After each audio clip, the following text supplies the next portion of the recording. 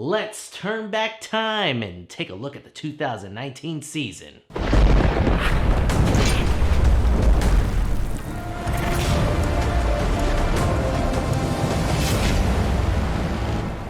What's good, Buck Nation? It's your Rude Boy, and thanks for tuning in to this week's episode of Tough Bucs. Your boy had to take a small break to recharge his battery after a roller coaster ride of a season, but the kid is back in action. This week, we're going to be taking a look back at the 2019 campaign of the Tampa Bay Buccaneers. But before we get started, don't forget to like, subscribe, and comment below. And for you real tough Bucs out there, click that bell icon so that you get real-time notifications on when new videos drop. So let's giddy up. Heading into the 2019 season, Buc fans all around the world were excited by the hiring of Bruce Arians and his staff that included offensive coordinator Byron Leftwich and proven defensive coordinator Todd Bowles. This coaching staff was tasked with revamping a secondary who were dead last against the pass in 2018 and try to take Jameis Winston's play to the next level. If there was someone who could do that, surely Bucko Bruce could do it. In free agency, the Bucs didn't make too much of a splash, but did manage to land a few players who would have great impact on the team.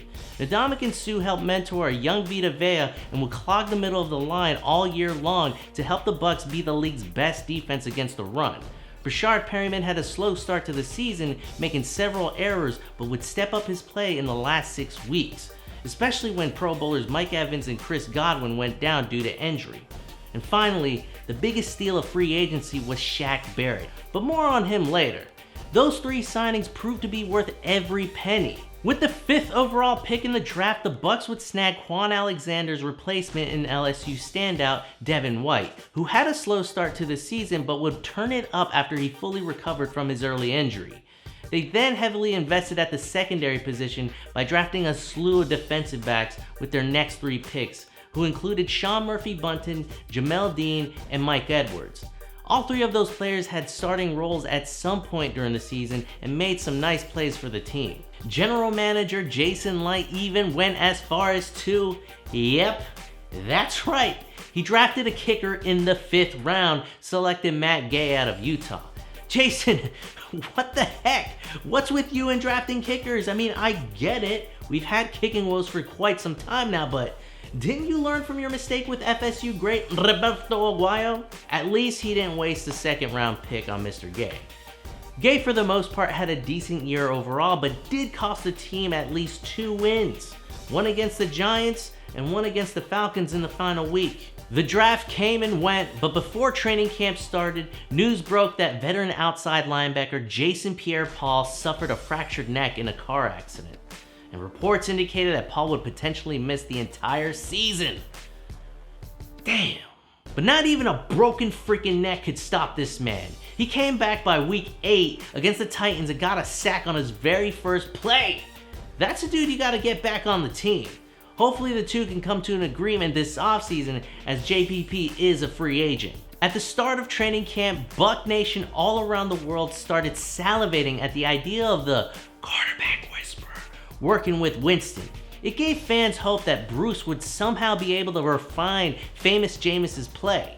All signs were pointing in the positive direction, and Arians predicted that wideouts Mike Evans and Chris Godwin would have big years. He wasn't wrong about that. Defensively, Arians proclaimed that the secondary was fixed, and he was definitely wrong about that, at least in the first half of the season. Finally, the season starts. In the first quarter, the Bucs went up against the 49ers, Panthers, Giants, and Rams. Against the Super Bowl contenders, the 49ers, 2 pick sixes by Jameis Winston were the deciding factor in a close opener.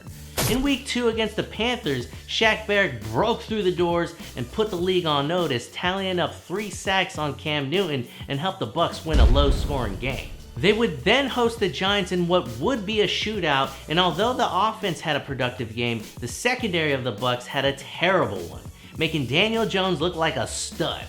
They would ultimately lose the game on a 34-yard field goal try by Matt Gay. The kicking woes continue. The Bucs would then bounce back in LA behind the arm of Jameis Winston, who fired the cannons at will against the Rams, winning a shootout that totaled 95 freaking points. The second quarter of the season would be a brutal stretch of road games as the team would travel to New Orleans, sail across the Atlantic to play the Panthers in London, then up to the Music City of Nashville, and finally across the coast for a second time to Seattle. Wow, NFL, that's a lot of traveling. Thanks for the help. Against the Saints, the Bucs secondary would be outclassed by a Teddy Bridgewater-led team. In London, Jameis Winston would have one of his worst games of the year, maybe his career, throwing a whopping 5 interceptions and leading the team to an embarrassing loss against the Panthers. In Tennessee, the Bucs would get screwed by an early whistle from the referees on a failed fake field goal attempt that negated a fumble returned by Devin White. The team would finish their grueling stretch of road games by starting off hot against the Seahawks, but the young secondary, especially Jamel Dean, got picked on by Russell Wilson, who would lead the Seahawks to an overtime win. The third quarter of the season would be the best for the Bucs. They would start at home by edging out rookie sensation Kyler Murray and the Arizona Cardinals in a close game, thanks to a fourth quarter interception by rookie Jamel Dean. After the Cardinals game, Bucco Bruce cut former first-round draft pick Vernon Hargreaves because of his lack of effort. However, for some reason, Bruce declined to start Jamel Dean against the Saints, even after a stellar performance against the Cardinals. Drew Brees and the Saints would ultimately march up and down the field on the Bucs, and 4 more interceptions by Jameis, the turnover machine Winston, would help the Saints sweep the season series. In Atlanta, both Chris Godwin and Mike Evans would eclipse 1,000 yards on the season and would help the Bucs beat their division rivals in impressive fashion. The Bucs then traveled to Jacksonville, and the defense would dominate their crosstown rivals, getting 4 sacks, recovering a pair of fumbles, and snagging a couple of interceptions. The Buccaneers would end the last quarter of the season looking to win out for a chance to make the playoffs. But a lot of things would have to happen around the league, and at that point, that was wishful thinking. The Bucs returned to Tampa to take on the Colts, who picked off Winston 3 times in this game, but the resilient one would bring the team back from a 14-point deficit, willing the Buccaneers to an exciting win. They would then travel to Detroit, where Brashard Perryman would have a breakout game, and Detroit native Sean Murphy-Bunting would seal the win with a pick 6 in the fourth quarter. Interceptions would get the better of Winston and the team on the last 2 games of the season. At home against the Texans, the Bucs defense held both Deshaun Watson and DeAndre Hopkins in check, but 4 interceptions committed by Jameis would be the difference in a close 23-20 loss. Finally, in the last week of the season, Shaq Barrett would cement himself as the sack champ of the league, but 3 missed field goals by Matt Gay would send the game into overtime, where the Bucs would ultimately lose in poetic fashion, with Winston throwing a pick 6 on the very first play of OT. I mean, come on, you can't make this stuff up. So what did we learn? Mike Evans and Chris Godwin are the best receiving duo in the league, hands down, no question about it. Jameis Winston can light it up on any given Sunday, but he can also light it up for opposing teams as well. The O-line is in need of some solid young talent this offseason because Winston was one of the most sacked quarterbacks in the league this year, and both Rojo and Peyton Barber couldn't find holes to run through on a consistent basis. The Bucs also played undisciplined football all season long, as they were the most penalized team with 133. Defensively, Shaq Barrett was the biggest free agency steal. The interior line of the Bucs were outstanding and as a whole ranked number 1 against the run.